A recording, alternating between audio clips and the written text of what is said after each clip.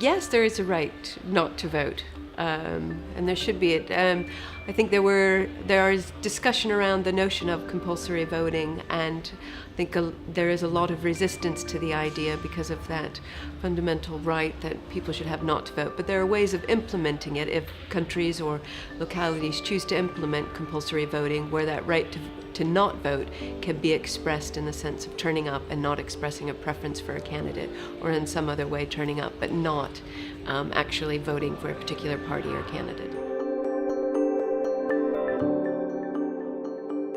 One of the reasons behind lower turnout is the generational change, and that new generations of voters are not turning out to vote in the same numbers as previous generations. So if there is this generational decline, each successive new generation will contribute to a decline in turnout. That's not to say that decline cannot be reversed by things that motivate young people to vote, direct appeals to them to vote, that can't be turned around. And the discussions about civic education programs in schools curriculum is a good way to see if we can reverse that trend. Yes, I think events like this are a really good indication that people are interested in low voter turnout. They're interested in turning that around and looking at various options, which I think is a good sign for democracy. If people want to say that low turnout is a sign of a lack of vibrant democracy, this idea that people are coming together to discuss this issue, I think is a good sign.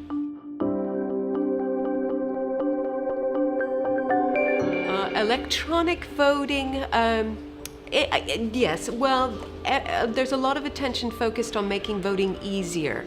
However, I don't think low voter turnout, it's been happening over a long period of time. There are any easy solutions. So for me, electronic voting will make it easier, but considering now that hacking and questions about the safety of and privacy of our data, maybe we should actually think about just going back to paper ballots if we're concerned about those sorts of issues. But if we want to focus on making it easier, perhaps electronic. But then people may not feel that that's a safe way to vote.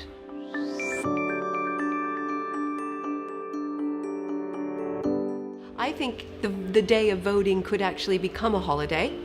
That would make it an event, a festival, a reason to celebrate, and that signals to young people that it's important.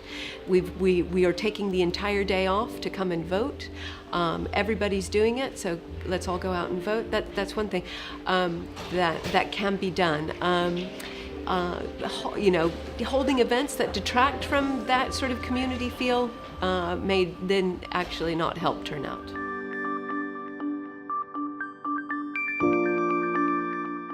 I think, again, it's one of those cases where there's a trade-off. Social media, yes, we see that social media can be an effective way to create social pressure to vote, and just to let people that know that they should vote, and to get that message out about voting. But on the other hand, there are some effects of social media that tend to reduce turnout, like misinformation or targeted advertising that is targeted at groups that take the message to mean that they shouldn't vote in the election, or they don't have a say in the election, so why turn out? So there are some pernicious effects of social media, but on the other hand, it can be a tool used to mobilize.